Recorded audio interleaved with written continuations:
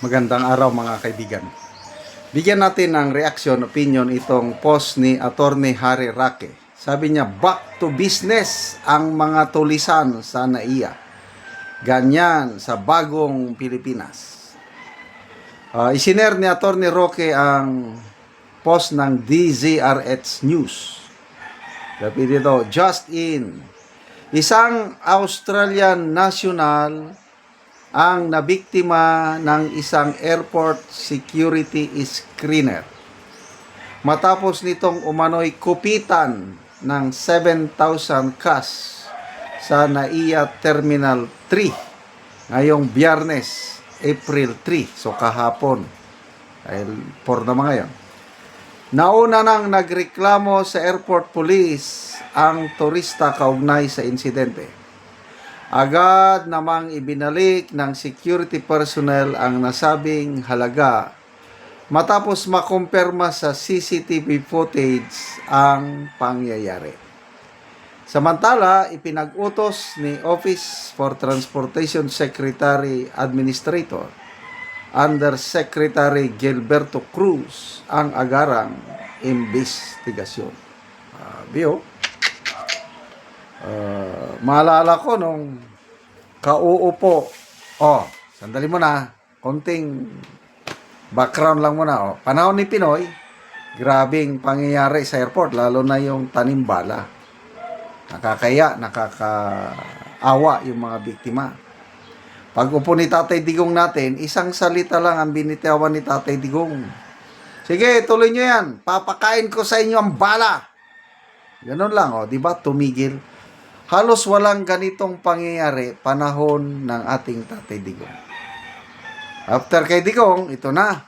Malala ko, either late of 2022 or early 2023, sunod-sunod yung mga insidente ng nakawan.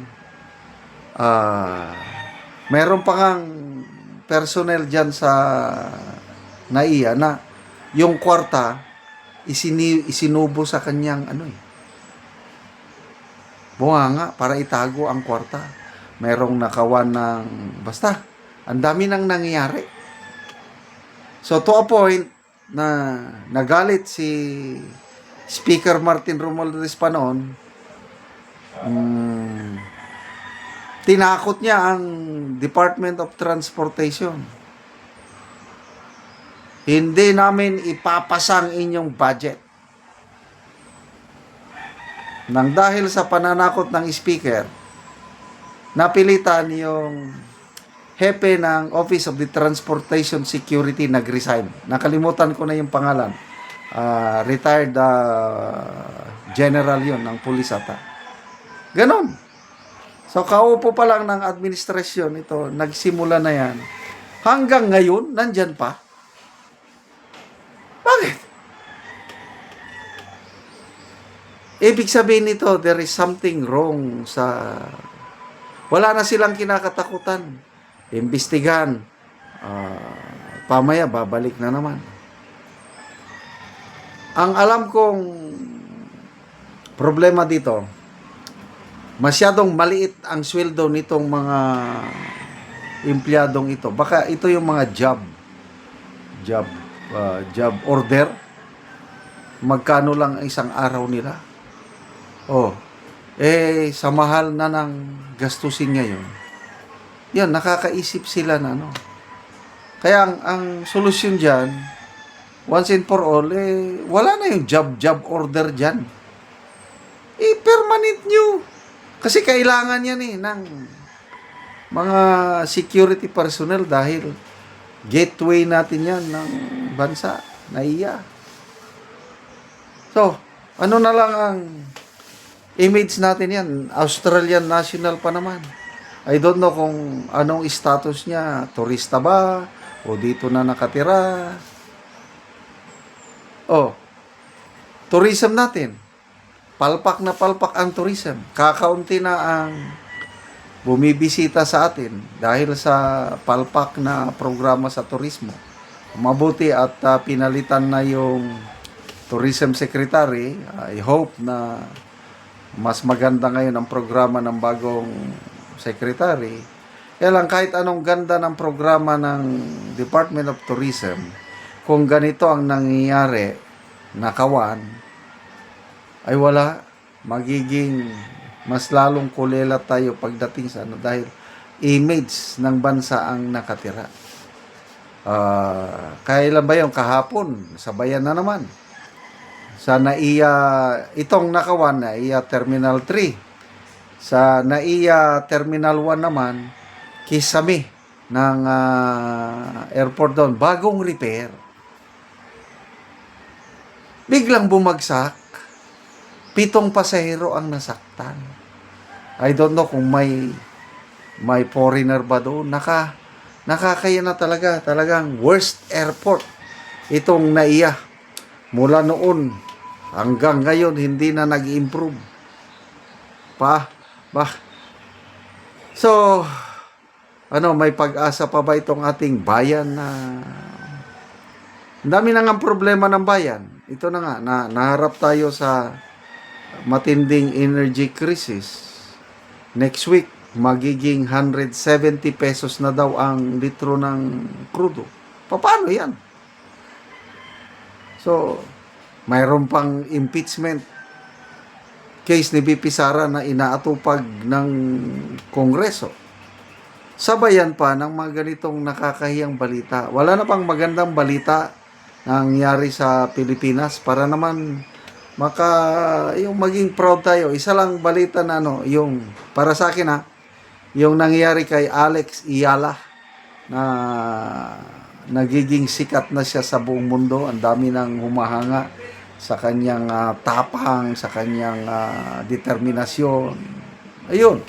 Nakaka-proud maging Pilipino basta yung mga ganon, mga Alex Iyala na dinadala niya ang bandila ng Pilipinas. Ano pa bang magagandang pangyayari na ito, korupsyon ng gobyerno. Balitang-balita tayo sa buong mundo.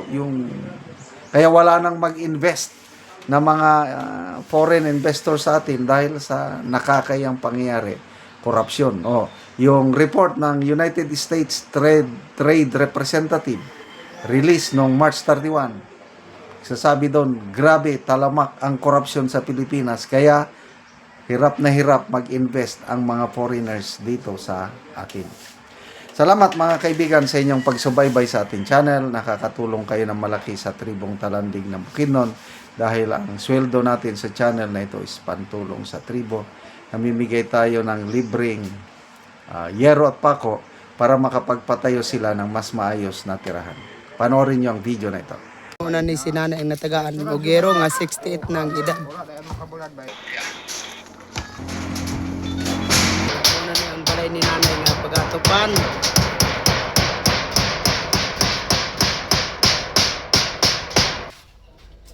So muna ni ang mga anak ni nanay nga nitabang siya kay si nanay usa naman siya kabalo.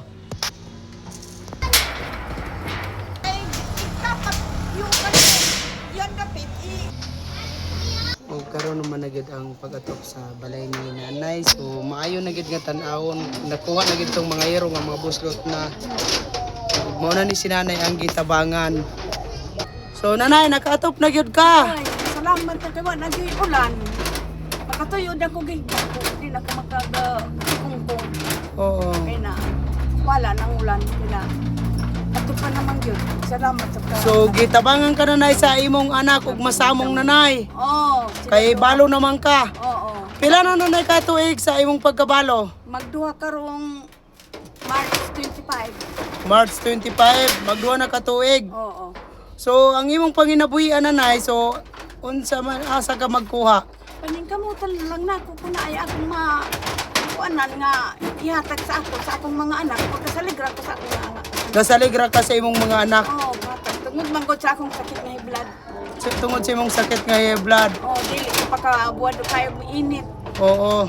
So maayo na gid nanay, dili na makatulog na ka og tarong. Na, makatuyod na ko di na magtikungkong. Oo. Salamat sa Ginoo. Ug ang nagtabang sa sinog sa dako kaayong salamat nako nga naagyaw pinakaluwas sa ako. Nawala gyapon ko sa ulan. Ano man ka matulog ko ani nga tikungkong ana man go. Ani tulog ko. Daghang gyud kaayong salamat ang nagtukuan sa sin. Oo, so Iya kong gitabangan. salamat kayo nanay.